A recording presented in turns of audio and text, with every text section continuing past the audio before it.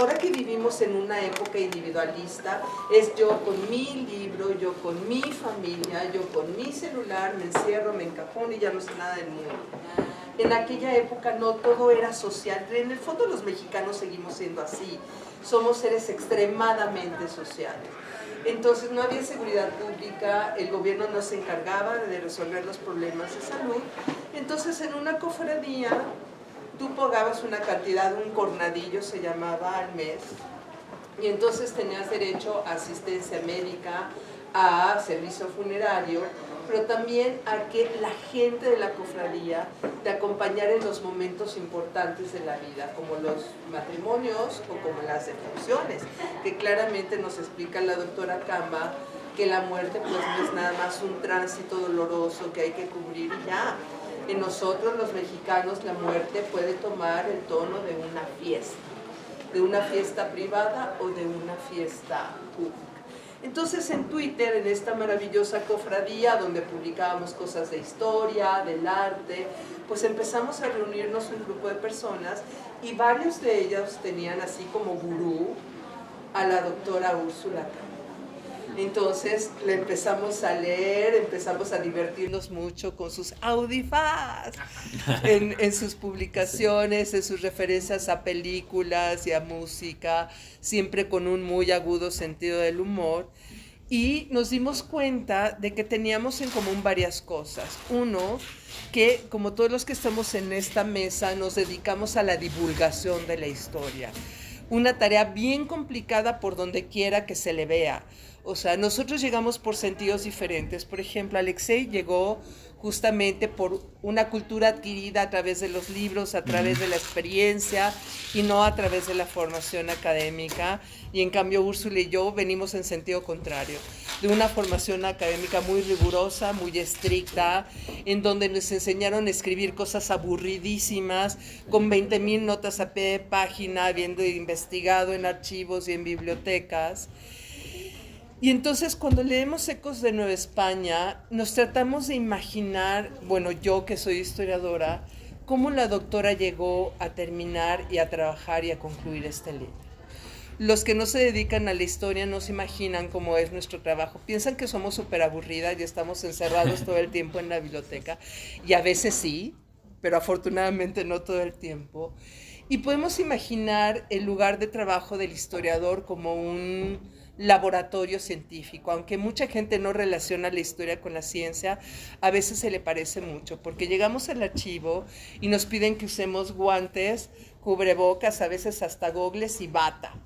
Y estamos en un ambiente medianamente aséptico, porque bueno, cuando éramos jóvenes, yo cuando era joven e iba al archivo, yo soy mucho más grande obviamente que la doctora Camba, podías entrar hasta con tu café, o sea, no había muchos controles que digamos. Por ahí hay un documento en Inquisición del Archivo General de la Nación que tiene una mancha roja como de grasa, que parece que alguien hubiera puesto ahí su pambazo, o sea, es una mancha muy, muy extraña. Pero ahora no, ahora se tienen todas las precauciones para cuidar los documentos, por supuesto, pero también porque imagínense que estamos en contacto con papel que tiene hongos o esporas o bacterias del siglo XVI. Entonces muchas veces es más para cuidarnos a nosotros que para preservar los documentos, que ya de por sí es bastante valioso. Entonces ahí nos parecemos medio al científico loco, así, con todos nuestros implementos. Pero también los historiadores somos como magos, y eso así la gente no nos ve con mucha frecuencia. ¿Por qué como magos? Nuestros antepasados son como especies de Hansel y Gretel que van viviendo su vida y nos van dejando piedrecitas o migas en el camino. Cuando son migas desaparecen, o sea, hay una gran cantidad de edificios, documentos, etcétera, que lamentablemente ya no tenemos. A veces apenas están mencionados en algún libro o así, pero hay cantidad de información que hemos perdido y que no va a haber manera de recuperar. Pero en otras ocasiones esos Hansel y Gretel que fueron nuestros antepasados nos van dejando piedrecitas que ahí los historiadores vamos siguiendo y reconstruyendo para ver qué camino transitaron aquellos que nos precedieron. Y entonces nuestro trabajo consiste en reconstruir ese camino, y una tarea bien difícil que yo sí relaciono con la magia, que es convertir esas huellas en palabras para que los lectores la puedan traducir en imágenes, pero no en imágenes fijas, como una foto. Estamos acostumbrados a las fotos color sepia o en blanco y negro que nos hablan del pasado. Nosotros no, nosotros tenemos que crear imágenes vívidas, a color, pero que no sean fijas, sino que además reflejen procesos, lo que pasó primero, luego lo que pasó después y cómo terminó y cómo sigue. Y el buen historiador y el buen escritor, como la doctora Cama, lo que hacen siempre es dejarnos un sabor al final, así como para esperar la siguiente historia. O sea, ya estamos esperando la segunda parte de Los Ecos de Nueva España. Sí. ¿Sí? Para muestra, o sea, de la calicatense aquí de la pluma de la doctora, un botón. Está hablando de los piratas y cómo los piratas atacaban diferentes puertos, ¿sí? Y nada más para ver si tiene suspenso o no tiene suspenso. Dice, todo comenzó cuando una mañana 2 embarcaciones anclaron y permanecieron en quieta vigilancia, pero sospechosamente no hubo desembarco. Las autoridades del puerto pensaron que eran unos navíos cargados de cacao, cuyo arribo se había esperado desde hacía días. Pronto se dieron cuenta del peligro, y el encargado de la plaza trató de organizar las escasas defensas que había disponibles, pero no había mucho que hacer. Si quieren saber lo que pasó después, aquí están Los Ecos de Nueva España. La historia, cuando recreamos estas imágenes, pensamos que tiene que ver con algo que pasó en los siglos anteriores y que no tiene nada que ver con nosotros. Y el libro de la doctora nos demuestra todo lo contrario, como muy bien lo dijo nuestro querido Alejandro, que yo conozco más como Alexei.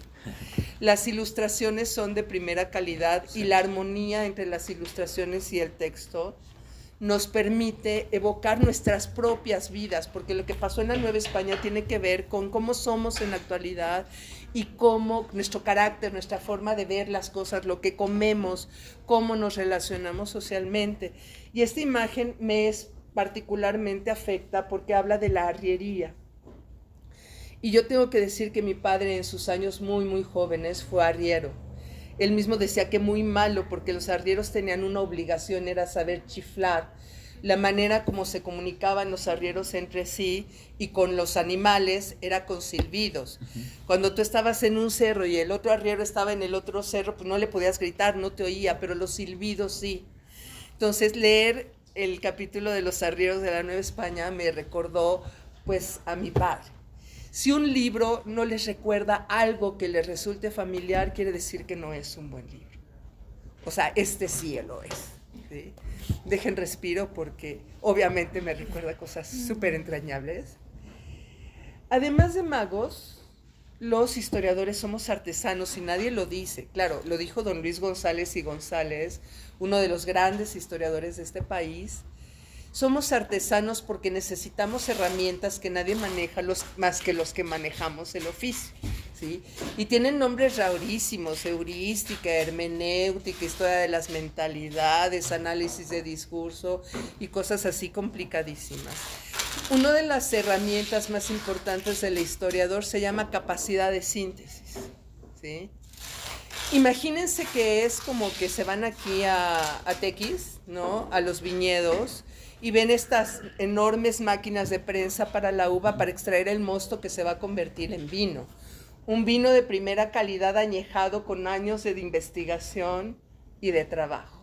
Entonces, imagínense que en esa prensa meten 300 años de historia de un virreinato y lo convierten en un libro de escasas 260 y cuántas páginas, incluyendo la bibliografía.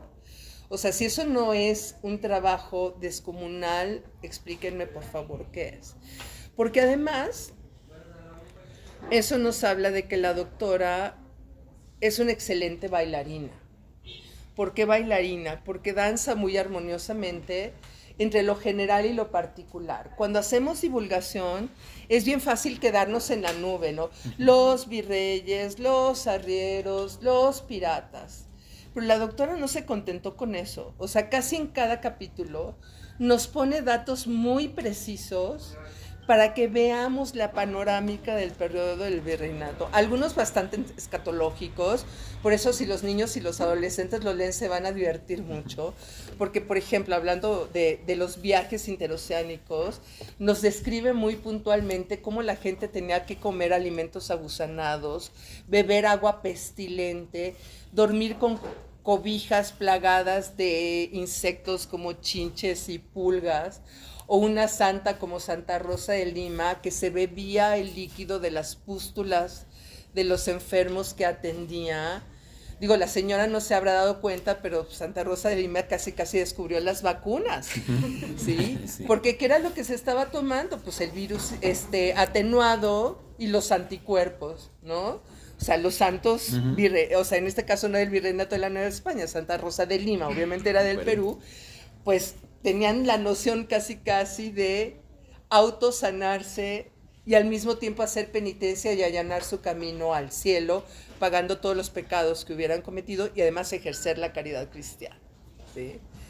Entonces, ya se imaginarán que convertir todo eso en un texto tan breve, pero además hacer referencia a una virreina ladrona, ¿no? La condesa de Baños, que envidiosa de las joyas que tenían las señoras acaudaladas de la Nueva España, porque muy poca gente sabe que en muchos momentos la Nueva España fue más rica que la propia metrópoli y tenían mejores trajes y mejores sedas y mejores joyas y sus utensilios de cocina de plata, pues porque aquí teníamos plata para aventar para arriba, ¿no? Y entonces llega la virreina y ve a las señoras con perlas enormes, totalmente enjolladas, le dio una envidia tremenda y les hizo creer que las perlas estaban de moda, se las compró con un intermediario súper baratísimas y les vendió a cambio pues piedras de segundo valor, como cuando aquellos tiempos en que se cambiaban los espejitos por oro. Pero hay algo todavía más importante, y yo sí lo quiero resaltar, y es que este libro, o sea, cuando nos dedicamos a la divulgación, normalmente no tratamos de los temas difíciles, de los temas teóricos, de los temas de esas herramientas que usamos los historiadores, pero que no queremos dejar ver porque es como el alquimista que quiere reservar la información correspondiente para que nadie sepa cómo hacerlo. La doctora nunca ha sido egoísta, al contrario, es extremadamente generosa y ligeramente nos va diciendo paso a paso cómo hace su libro. Y nos habla de que a ella le encanta la historia de las mentalidades, por ejemplo, la historia de la vida cotidiana. Como muy bien lo dijo Alexei, muy pocas fechas, muy pocos nombres, apenas lo preciso para que nos demos cuenta que lo que está detrás de estos piratas, de estos arrieros, de estos virreyes, son gente de carne y hueso. Lo que nos comparte la doctora es una historia de personas de carne y hueso como ustedes y como nosotros. Se han puesto a pensar por qué la historia oficial nos hace ver a los héroes como personas completamente ajenas, súper especiales, casi con superpoderes, totalmente alejados de la cotidianidad. La razón es importantísima, porque si no nos hacen darnos cuenta que nosotros, cada uno de los que estamos aquí, los chicos que están haciendo cascas, los chicos que acomodan los libros, la señora que hace la limpieza en la casa, todos y cada uno de nosotros somos personajes históricos. Pero ¿por qué no nos lo hacen saber? Porque entonces seríamos capaces de ser críticos y de asumir nuestra responsabilidad en la sociedad que estamos viviendo en cada uno de nuestros momentos. Pero la doctora Camba aquí ligeramente nos demuestra que esto no es así. Aquí nos hacemos responsables de cada una de las cosas que pasan en este libro, ¿sí? Cada una de las decisiones. ¿Por qué las ciudades de los puertos estaban casi abandonadas? Pues para evitar que fueran ricas y ser una presa fácil o un atractivo para los piratas.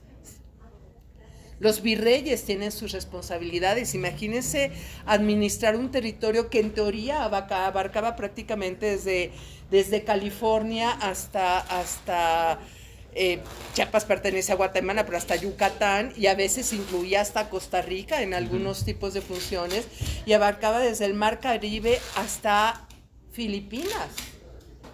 ¿No se acuerdan aquella época en donde el boxeador Manny Pacquiao empezó a derrotar a todos los boxeadores mexicanos y entonces era el terror nacional en el box?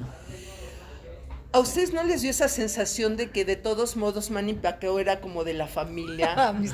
O sea, como que tenía algo que ver, como que era algo que no era tan distante.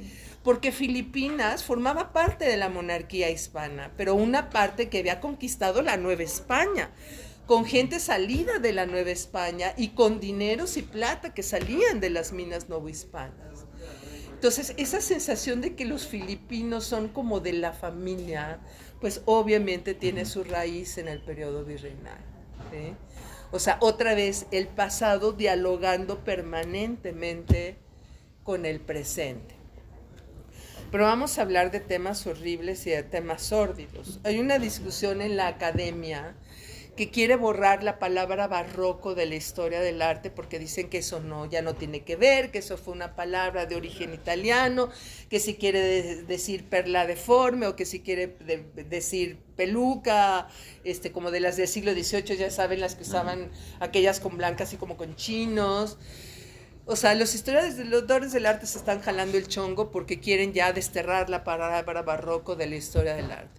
Y en cambio los historiadores novohispanistas, que nos dedicamos más a lo social, nos aferramos a seguir usando el término, pero no como un estilo artístico, no como que si es recargado es barroco, porque si todo lo recargado es barroco, pues las gelatinas de mi tía pues también son barrocas, ¿no?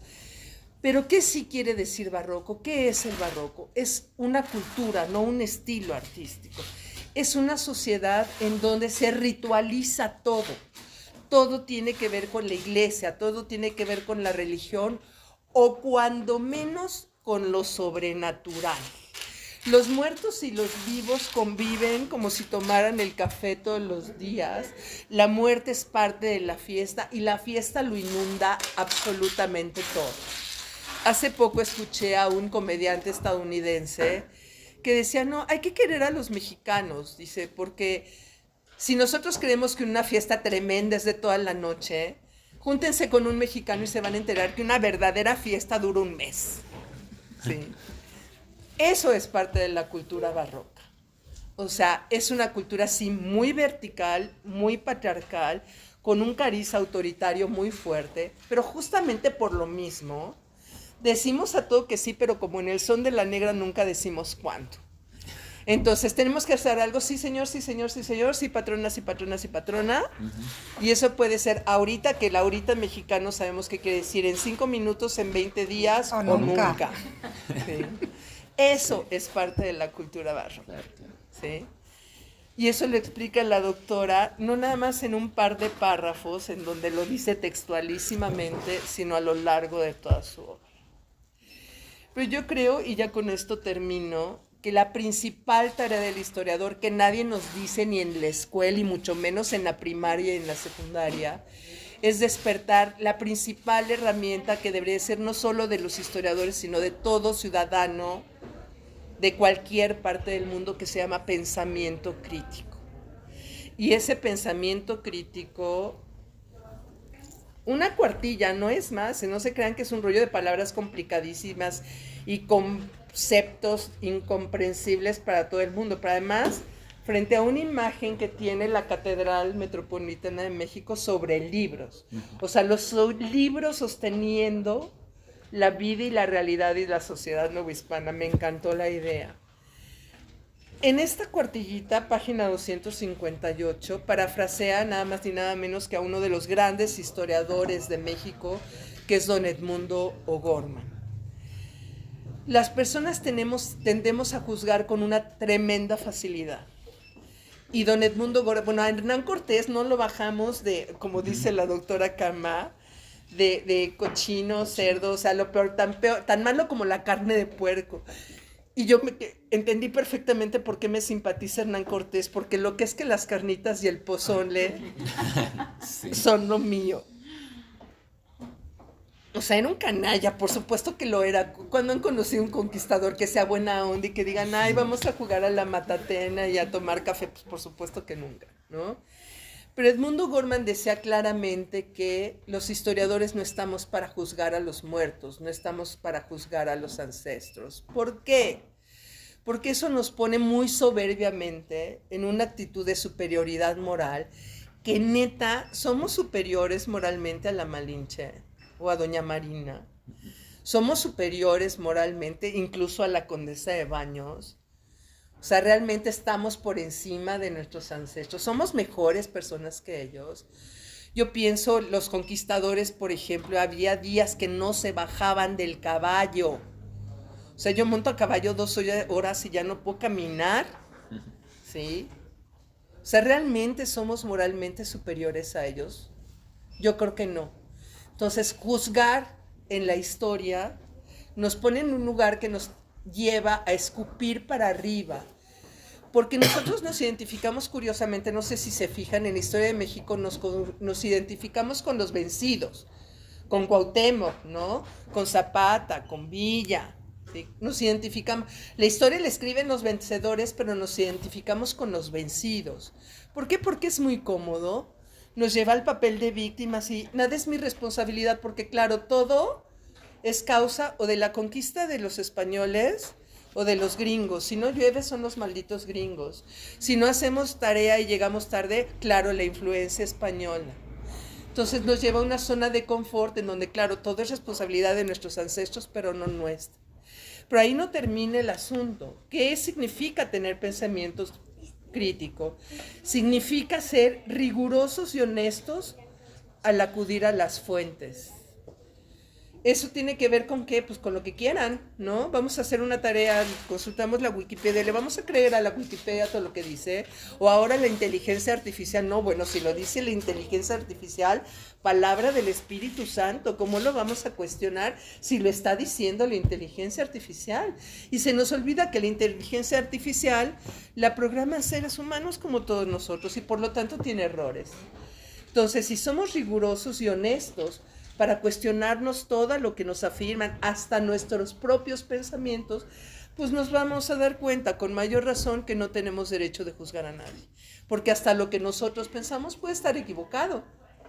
¿Sí? Lo cual significa, otra cosa que afirma la doctora Camba, que no existe el pensamiento objetivo como nos habían dicho que era la historia antes, ¿no? O sea, si lo dijo Ranke, palabra de Dios, lo tiene que aceptar mucho porque la historia hay que describirla tal y como fue. Pues eso no es posible. Todos tenemos un sesgo, todos tenemos una ideología, todos tenemos una manera de pensar. Entonces la historia es subjetiva, pero al mismo tiempo puede ser rigurosa, ¿sí? La historia no es una vacuna que previene los hierros del futuro, porque nos dicen que la historia es manera maestra de la vida, ¿no? Las cosas no se repiten tal cual una y otra vez, cada vez las cosas son diferentes y cada decisión que nosotros tomamos, por quién votamos, qué carrera estudiamos, a qué nos dedicamos, es una decisión que tomamos una alta dosis de orfandad, porque aunque haya lecciones de nuestros abuelos, de nuestros padres o de nuestros antepasados, la decisión es responsabilidad totalmente de cada uno de nosotros, ¿sí? Pero sí es el espejo donde podemos atisbar un tenue reflejo o la caja de resonancia que nos devuelve el eco de nuestras preocupaciones, curiosidades y conflictos. Es decir, de nuestro interés en el presente es que nosotros le hacemos preguntas al pasado como si fuera el abuelo que nos pudiera orientar cuando tenemos una duda o tenemos algo que resolver. O sea, la historia para lo que sí sirve es para conocernos a nosotros hoy en el presente, día a día. O sea, si se quieren conocer más y si quieren saber más de sí mismos, los invito a leer Ecos de la Nueva España, Ecos de Nueva España, que como dice el mismo libro, bueno, yo lo digo, pero parafraseando el mismo libro, vale las perlas de la Virgen, o sea, vale mucho más de lo que cuesta. Y si quieren saber de dónde viene la frase, las perlas de la Virgen, compren y lean Ecos de la Nueva España. Muchísimas gracias. Muchas gracias, Carmen.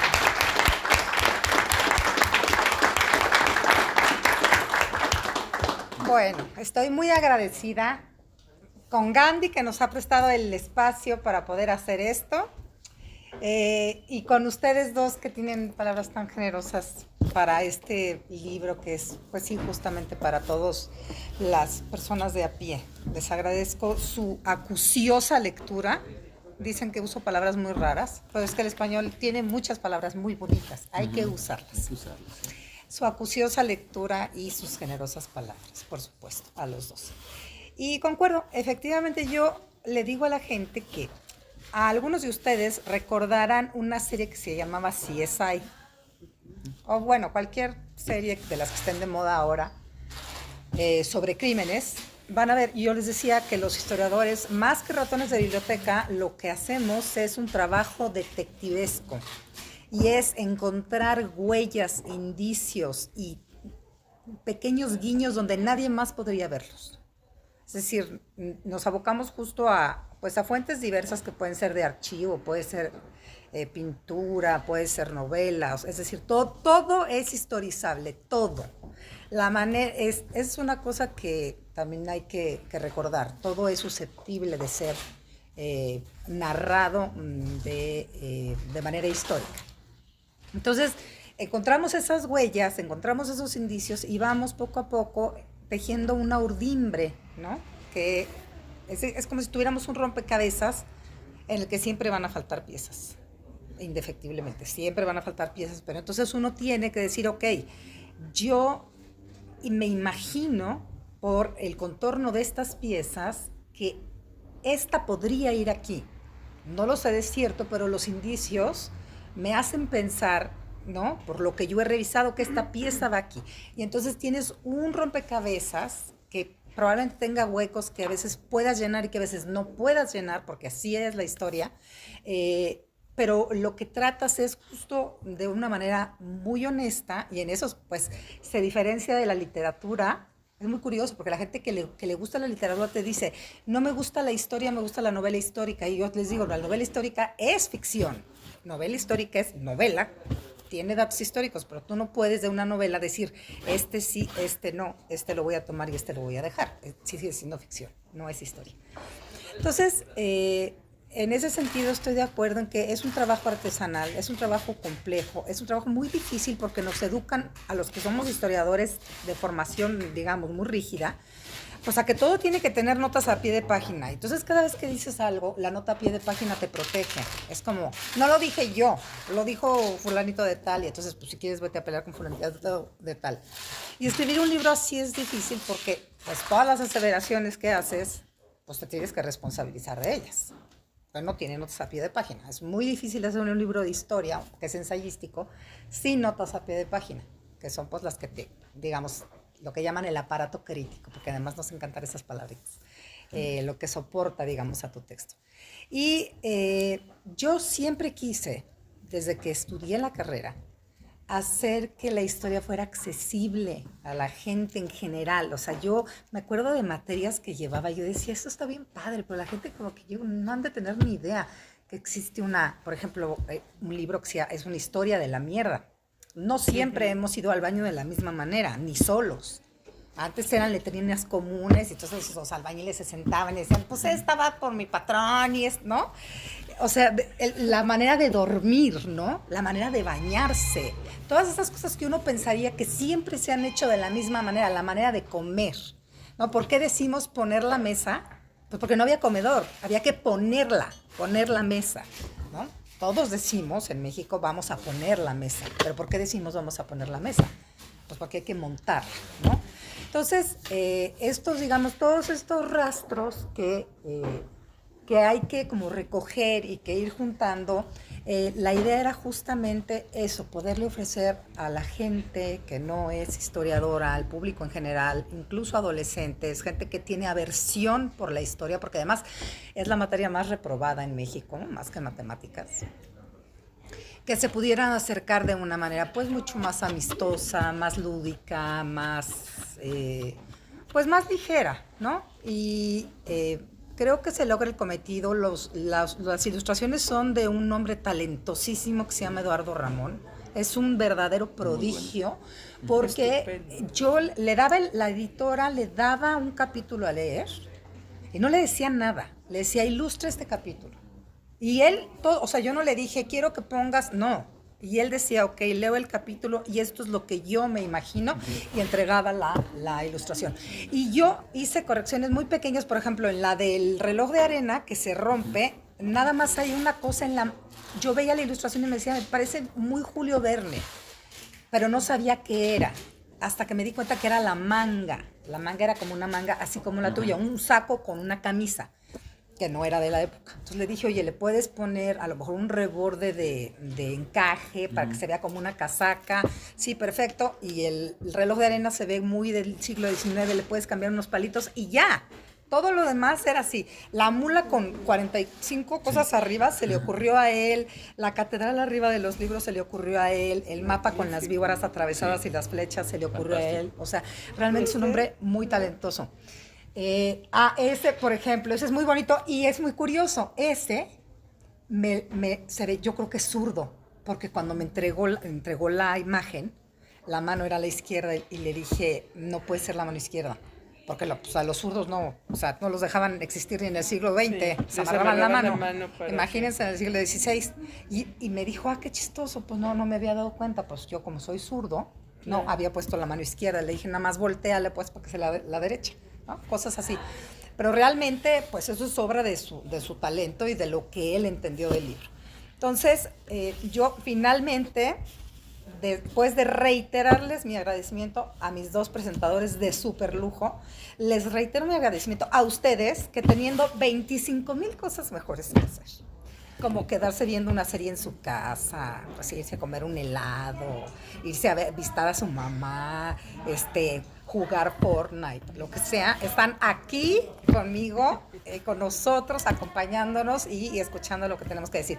Estoy muy agradecida y pues espero que les guste el libro y muchas gracias por venir.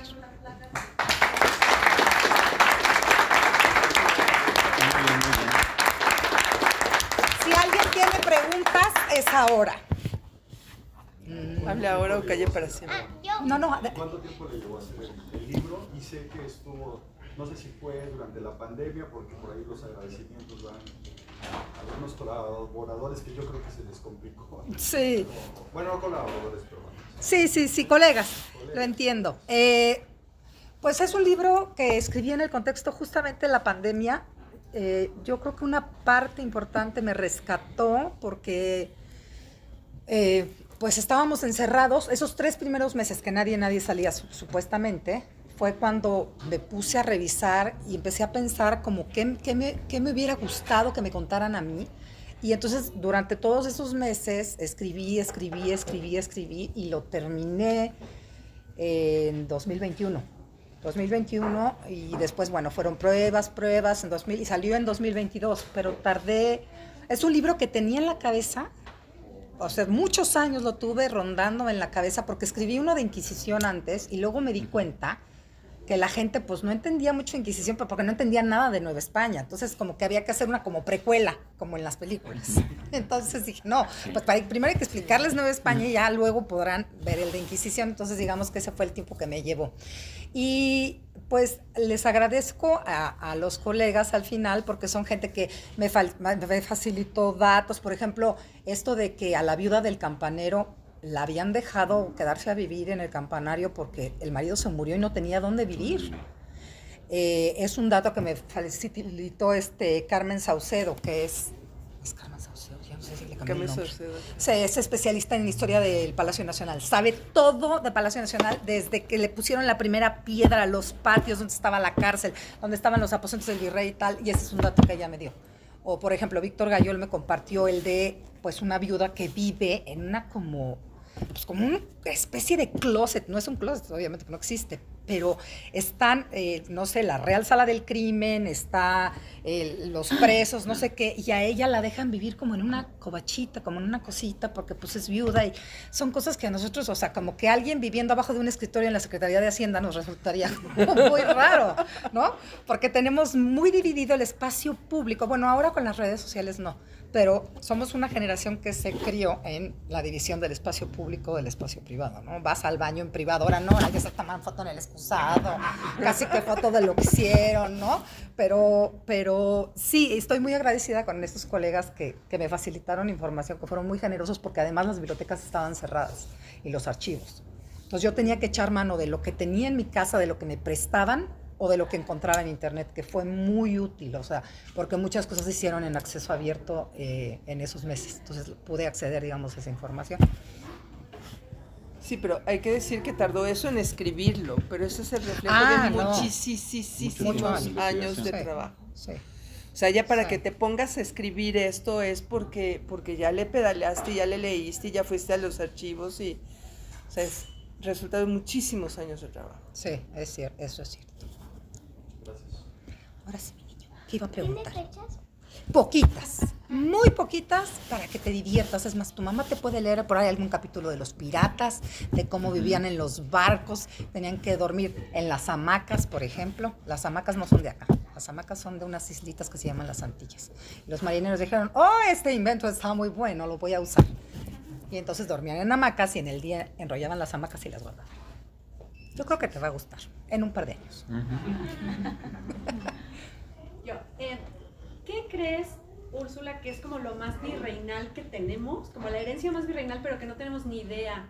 Y que para ti, que ya sabes, es como, oye, es que esto que hacemos en el día a día, o que decimos, o que nos ponemos, es muy virreinal y no sabemos. Y muchas cosas, muchas. Yo diría, bueno, la que me parece más evidente es la comida. Los platillos mexicanos tienen, bueno, pues el mole es una cosa que tiene chile, pero tiene chocolate, pero tienen, no, es como... A mí me gusta mucho esto de construir los platillos originarios, ¿no? Que dices, bueno, a ver, ¿qué platillo es originario? Dime un platillo que sea originario. No existe. Si tú me pones un taco al pastor, entonces yo te voy a decir, la cebolla la trajeron los españoles, el cilantro es de Asia, el limón es de Europa, la carne de cerdo, o sea, lo único que es de aquí, pues la tortilla. La tortilla. En el pozole, pues igual, te diría... El chile del ¿no? adobado del... ¿Cómo? Ya. ¿El qué? El taco al pastor, el chilito para Exacto, adobado. Y ya. exacto. Solo el chile, Ya. porque ni la cebolla, ni el ajo, ni el cilantro, ni el limón, ni la carne son de acá. Entonces creo que la comida particularmente da cuenta de eso, porque además son mezclas, pues, por ejemplo, los guauzontles, ¿no? Que a lo mejor en otros lados no se comen, ¿no? Se comen más en la Ciudad de México, pero ciertos platillos que tienen, o sea, el chile en nogada, que es una cosa, pues, también, ¿no? Muy barroca. Súper barroca. Carne de esto, pero es muy curioso, o sea, la mezcla de dos carnes en un platillo, como que en México ya estamos acostumbrados a que o comes pollo, o comes pescado, o comes res. Pero es raro que comas un platillo que tenga dos carnes, y el chile en nogada es eso, ¿no? Carne de cerdo, carne de res. Entonces, creo que donde más se ve es en eso. Y en las fiestas. O sea, puedes no tener un quinto, pero para la fiesta de la chamaca, para el bautizo, que te endeudaste a 25 años y tienes que empeñar la tele, la no sé qué, no importa. Matas La al borrego niña y tuvo su fiesta, su vestido como lo quería, y eso es muy virreinal, porque hasta se quejan, o sea, las autoridades dicen, hay gente que anda vestida, quién sabe cómo, con unos carruajes, endeudadísima, debe un montón de dinero, pero se pasea como si fuera gente de lana. ¿Cuántas veces hemos visto gente que trae un Audi, un carrazo, y pues sí, debe hasta los chones, las colegiaturas, ¿no? Etcétera. Yo creo que sí hay como muchos lugares donde El se puede color, ver eso. el manejo del color. Los mexicanos somos únicos para manejar el color. Sí. Sí, o sea, en algún tiempo en un estadio de fútbol español, digo, mi familia era muy fanática del fútbol, tú veías la tribuna y todo era gris café, gris café, gris café. Y aquí donde quiera ves y, o sea, sí es, pero el rojo y el amarillo y el verde y cómo te vistes y la casa, o sea, muchas cosas. La manera de manejar el color es totalmente virreinal. Totalmente. Porque no nada más es lo indígena, que de por sí, o sea, todo les gustaba con más color, pero además la influencia también española. Sí. O sea, la más africana, ¿no? También. Sí. La influencia africana también Sí, cuenta. la influencia africana que nunca hablamos de ella, eso tampoco lo mencionamos ahora. Somos más negroides de lo que creemos. Claro. Sí. O sea, de repente ves unos penos chinos por ahí y unas caderas que se mueven en sentido contrario, contonean. como las mías, que yo voy para allá y mi cadera va para allá. O sea, eso es totalmente ascendencia, las narices anchas, los labios gruesos. Nosotros no necesitamos inyectarnos colágeno ni nada. No, claro. O sea, comes una piña con chile y ya tienes el... Sí, El porque hay labio una hacia raíz boca. ahí de labios gruesos que tenemos, que es de raíz completamente africana, ¿no? Sí. Entonces, un montón de cosas. Sí, sí, son muchos. Sí. ¿Alguien más? No, ya sabes si es A ver. secuela, va a haber secuela. Eventualmente, señor Bata de Baño, eventualmente habrá secuela, sí. No sé cuándo, sí, allá. Y tengo una pregunta más personal. ¿Por qué te gustó la historia? ¿Y por qué no? Buena pregunta. Mira, yo quería estudiar psiquiatría, Se parecen harto. pero, pues claro, tenías que pasar por medicina y abrir muertos. Eso ya no me gustó tanto.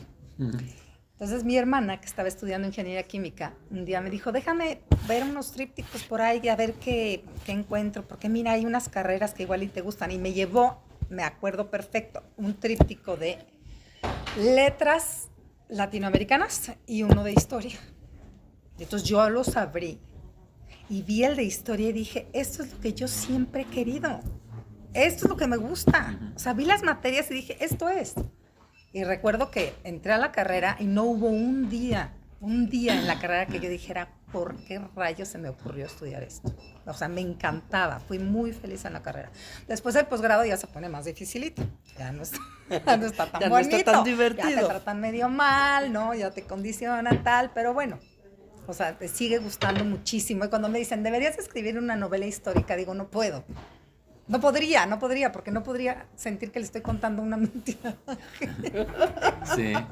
Una cosa muy, pues No, bueno, pero los hasta para traumas de escribir cada novelas quien. históricas somos raros. Antonio Rubal hizo una novela histórica y le puso bibliografía. Ya O sé, sea, la de los libros del deseo, ¿no? los libros del sí, deseo, está medio sí. farradosilla, bueno, sí, yo la leí.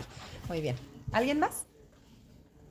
Úrsula, oye, tu opinión acerca de, por ejemplo, estas posturas gubernamentales de ahora. En 2019 el presidente escribió una carta para pedir que se disculparan. Eso se filtró. Bueno, esa es una pregunta que me hacen con mucha frecuencia. Fue pública después la carta. Y sí, pero parece que porque la filtraron, ¿no? Realmente no era la intención que fuera pública. Mira, yo decía alguna vez que pues es un poco absurdo decirle a alguien que se disculpe contigo. O sea, si alguien te ofende, ¿no? Pues la disculpa tendría que nacer de esa persona que te ofendió. Y si no nace, pues es porque no siente que te ofendió primero, ¿no? Cuando me dicen eso y la gente se enoja y es que vinieron a conquistarnos, como si nosotros ya existiéramos, ¿no? Desde antes, o sea, ya todo, ya estaba el acueducto, ya estaba Palacio Nacional, ya estaba todo y nada más llegaron los españoles.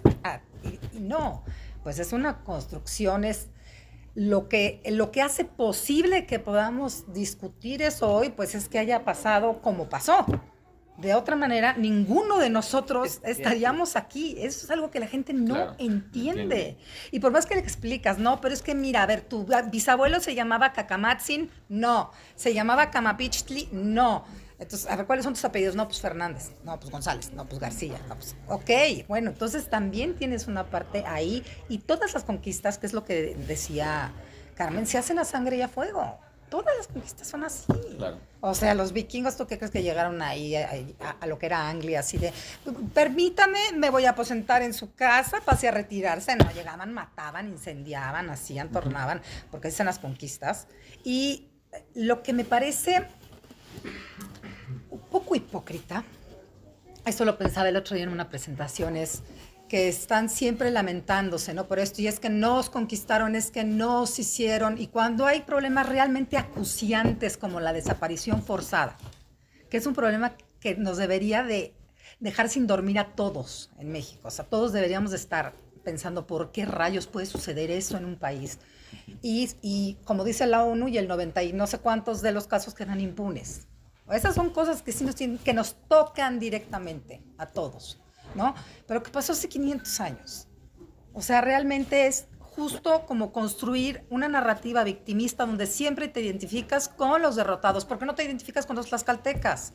Que eran indios conquistadores, que les dieron un escudo de armas, que les dieron permiso de andar a caballo, traer sombrero, capa, espada, que eran los símbolos, digamos, de élite. realce, de élite, ¿no? Sí, creo que es un discurso muy barato, que subestima mucho a la gente y que no le permite, justo como decía Carmen también, desarrollar un pensamiento crítico. Que es como, ay, sí, malditos españoles. Y yo a veces les pregunto, ¿dónde leyeron eso? ¿Dónde? No, pues un maestro de la secundaria, un maestro de la prepa, porque no lo han leído en libros, ¿no? Es como un estereotipo que replican, un prejuicio que se repite sin cesar. Y parecía que eso ya estaba como que resuelto y de pronto en este sexenio, no sé, el gobierno decidió que no, que vamos a volver a esa narrativa porque pues, es la que pega, ¿no? No sé qué opinan ustedes. Yo tendría que agregar algo y es que existe el mito de que México ya existía desde 2000 años antes de Cristo o desde que llegaron los 10,000 primeros años, dicen por ahí. Desde los pobladores, olmecas. 20,000 años antes de Cristo. Sí, o sea, ya los cazadores recolectores que llegaron por el estrecho de Bering, en cuanto llegaron a la California, ya eran mexicanos. ¿Sí? Pues no es cierto. O sea, mucha gente le va a caer gordo y se le va a hinchar el hígado y lo que sea, pero México es heredero de la Nueva España y la Nueva España nace con la conquista. Antes no existía ni siquiera una unidad política, ¿sí? Lo dice muy bien la doctora en el libro, o sea, se habla del imperio mexica, ya nada más en un rengloncito así, deja ver, no era un imperio, era una ciudad-estado, o sea, era una ciudad que se volvió muy poderosa y que se alió con otras ciudades muy poderosas como Texcoco y como Tlacopan, como que le dieron chance porque ya les habían partido la nariz en Azcapotzalco. Entonces se aliaron, se volvieron extremadamente fuertes. ¿Y qué era lo que hacía? Llegaban, conquistaban, cobraban tributo y si medio se querían rebelar, imponían una autoridad. ¿Cómo imponían la autoridad? Pues casándose, como se han establecido los poderes en toda la historia de la humanidad, ¿no? Una hija se casaba con el cacique del pueblo y entonces ya, como saben muy bien, las mujeres siempre hemos tenido un poder en la alcoba bastante significativo. Ya casada la hija con el cacique, pues la hija iba a trabajar por el interés de Tenochtitlan y no por el interés del pueblo local, ¿no? Entonces no existía México, no hubo un tal imperio mexica con la pena, o sea, nos da muchísima pena, pero no existía. Entonces decir, es que nos conquistaron, es que Sí. nos invadieron, porque aparte ya no es conquista, ya es invasión. Sí, ahora es invasión. Sí, hay que descolonizarnos. Sí. Entonces, o sea, yo cuando me dicen eso, les pregunto, bueno, ¿qué vamos a usar?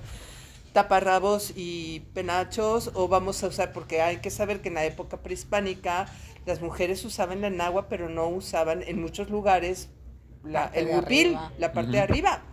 O sea, andaban con las campanas el al torso aire. desnudo. ¿Sí?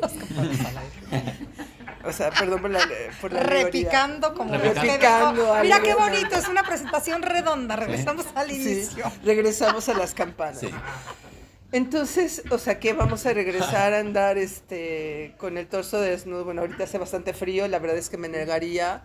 ¿Sí? Mucha gente dice, claro, los trajes folclóricos tradicionales de nuestros pueblos originarios, la mayoría tienen origen virreinal.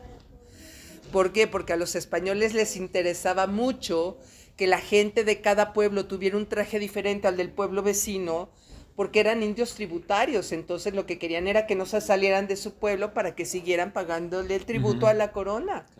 Claro, los habitantes originarios muy inteligentemente usaron sus trajes a manera de códices y entonces cada florecita, cada pajarito, cada no sé qué tiene una carga simbólica. Eso es cierto también.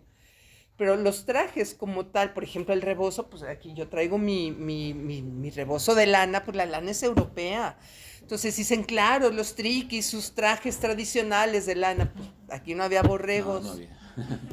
¿Sí? Claro. Entonces esto es completamente deformado. Y además, ¿por qué le vas a pedir a alguien 500 años después que se disculpe por alguien que fue su tatara abuelo? Ni siquiera, Sí, ¿no? no. Porque una amiga española que también tiene un bastante buen sentido del humor, decía, cuando le decíamos, es que sus antepasados nos conquistaron, le digo, no, Tus antepasados los conquistaron, porque nuestros antepasados se quedaron aquí. Sus antepasados fueron los españoles que migraron a las Indias. Entonces, sus antepasados, tanto indígenas como españoles, los conquistaron. O sea, conquistaron a otros indígenas, ¿sí? Algo muy interesante que dices en tu libro, hasta la evangelización lo hicieron los propios habitantes originarios. ¿Ustedes creen que un puñado como de 200 frailes iban a poder evangelizar a, vámonos por lo bajo, se te antoja 5 millones de indígenas? Exacto. Por lo bajo, ¿sí? Imposible. O sea, ¿qué era lo que hacían los frailes? Evangelizaban a los caciques y los caciques nombraban alguaciles y nombraban fiscales, que eran los que tenían que vigilar que los indígenas fueran a misa y cumplieran con los sacramentos e hicieran las fiestas. Y los indígenas que dijeron fiesta, de aquí soy.